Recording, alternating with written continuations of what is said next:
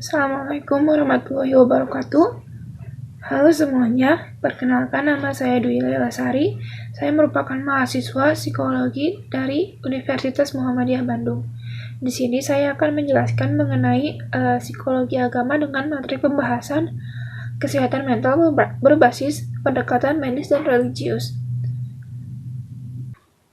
Kesehatan mental atau kesehatan jiwa merupakan aspek penting dalam mewujudkan kesehatan secara utuh dan merupakan komponen mendasar dari definisi kesehatan. Dalam agama pun, kesehatan mental dipandang sebagai kemampuan individu dalam mengelola fungsi-fungsi kejiwaan dan terciptanya penyesuaian dengan diri sendiri, orang lain, maupun lingkungan sekitarnya secara dinamis berdasarkan Al-Quran dan As-Sunnah sebagai pedoman hidup.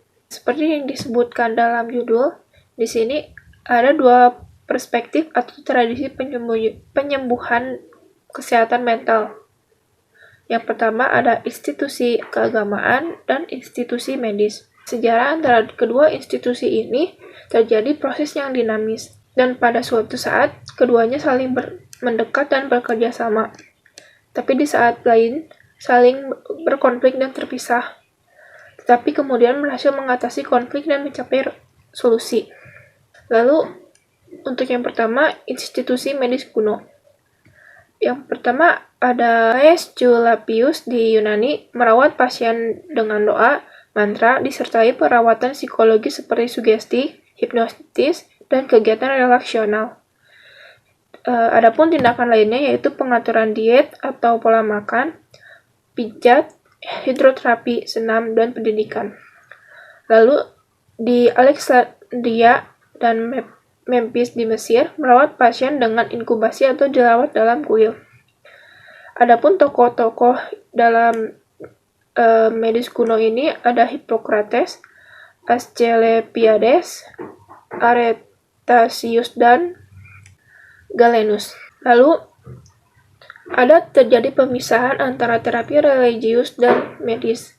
Yang pertama, dimulai pada abad pertengahan karena adanya pola pikir sekuler, sehingga terjadi pemisahan antara pemuka agama dan tenaga medis. Meski demikian, kedua jenis profesi ini masih bekerja sama, di mana ahli medis meneruskan praktek di kuil sesuai ajaran dan kerangka kerja suatu agama tertentu.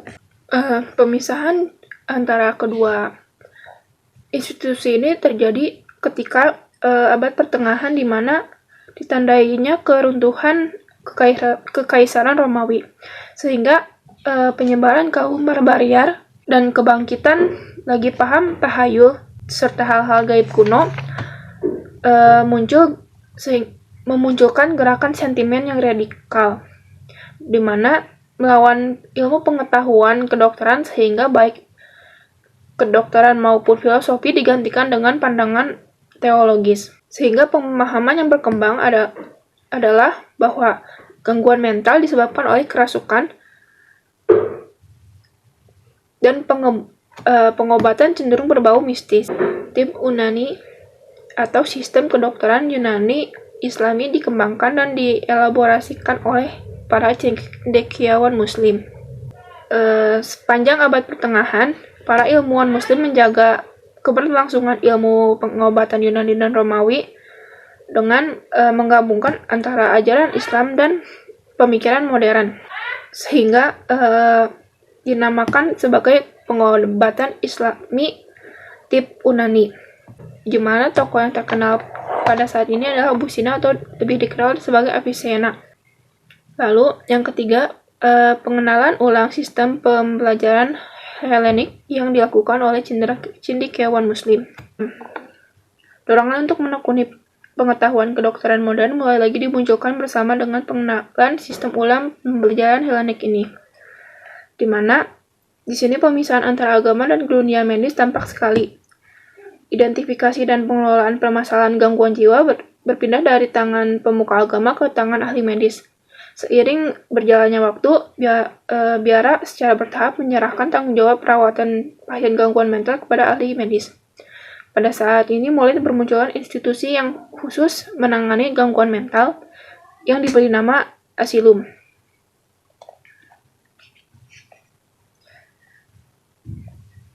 Tetapi alih-alih diperlakukan secara manusiawi, para pasien dianggap tidak ubah sebagai hewan.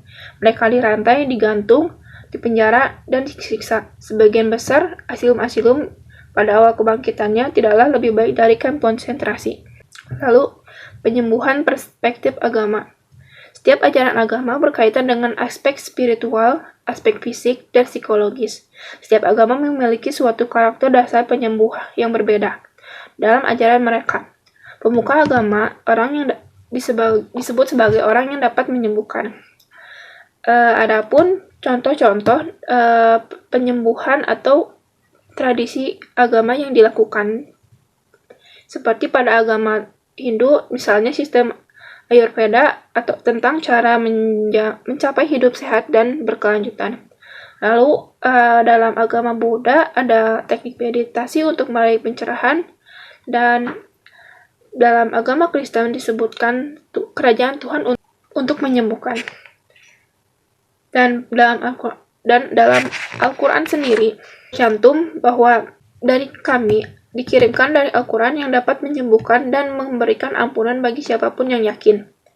Selanjutnya, ada perspektif ahli agama terhadap ahli medis. Agama sebagai terapi kekusutan mental, sebab nilai-nilai luhur termuat dalam ajaran agama bagaimanapun dapat digunakan untuk penyesuaian dan pengendalian diri, sehingga terhindar dari konflik batin. Sehingga para agamawan menganggap para ahli medis kesehatan mental sebagai ateis. Dan menurut Foskett, ditemukan bahwa psikiater memiliki kadar keimanan yang rendah. Dan pada puncaknya, para agamawan menganggap psikiatri dan psikologi sebagai agama yang baru. Lalu selanjutnya ada penyembuhan perspektif medis modern, ada psikoterapi, obat-obatan, rawat inap, support group, simulasi otak, dan lain sebagainya. Lalu ada perspektif ahli medis terhadap ahli agama. Fungsi agama hanya terbatas pada hal-hal gaib, ritual, dan pemaknaan nilai-nilai abstrak. Agama mengajarkan rasa bersalah. Agama melahirkan rasa ketakutan di antara para profesional. Selanjutnya, karena adanya saling menyalahkan atau saling menilai buruk antara dua institusi medis dan agama, akhirnya ditemukan jalan tengah di mana untuk institusi medis, yoga dan meditasi mulai banyak didalami. Lalu semakin seringnya pergi ke tempat ibadah atau para ahli medis semakin mendekatkan diri dengan agamanya, dengan Tuhannya, karena mulai terbuka pemikirannya tentang pentingnya kesehatan mental dan ada hubungannya dengan keimanan. Lalu, isu agama mulai dianggap sebagai sumber pertimbangan. Seperti yang disebutkan sebelumnya, karena para ahli medis menemukan bahwa agama berperan penting atau menjadi salah satu pertimbangan kondisi kesehatan mental seseorang, sehingga agama ini mulai diangkat sebagai salah satu penilaian kondisi seseorang. Lalu untuk institusi keagamaan, yang pertama munculnya kesadaran untuk memahami perkembangan psikologis. Yang kedua, mulai meningkatkan kemampuan konseling, di mana para pemuka agama mulai belajar untuk melakukan konseling agar bisa membantu para klien yang datang ke tempatnya. Lalu mulai dibukanya tempat konseling di tempat ibadah. Seperti di Indonesia sendiri ada banyak pesantren yang sekaligus membuka praktek atau membuka tempat pengobatan gangguan jiwa, menginterpretasikan agama ke dalam konteks ilmiah. Selanjutnya, ada konteks dunia timur atau secara khusus perkembangan penanganan kesehatan mental di Indonesia, di mana dimulai pada tahun 1882 oleh kolonial Belanda dengan mendirikan rumah sakit jiwa di Bogor. Lalu pengembangan psikiatri transkultural dan peran aspek budaya terhadap gangguan mental mulai dikembangkan.